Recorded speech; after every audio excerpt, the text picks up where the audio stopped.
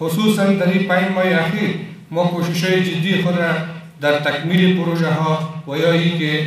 به خاطر اصلاح شبکات کارهای را انجام دادیم که به طور نمونه ما میتونیم بگوییم که 540 میلیون افغانی را تنها تجهیزات به خاطر اصلاح شبکه خریداری کردیم و توزیع از این را به تمام ولایات انجام دادیم طبق یک پلان مشخص با اسکیچ برآورد و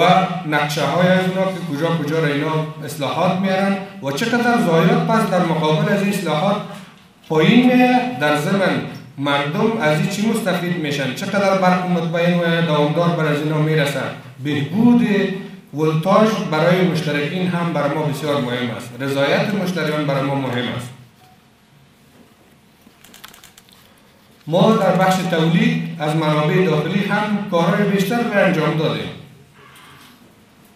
که میتونیم بگوییم که با مشارکت خود افغانستان برشنا شرکت و یا با جلب سرمایه گذاری از طریق سکتور خصوصی ما کوشش کردیم که پروژه های متعدد روی کار بندازیم که شما هم رسانه ها هم شاهد افتتاح بعضی پروژه ها بوده و عنقریب هم شاهد افتتاح پروژه های دیگی در ولایت های مختلف خواهد باشیم.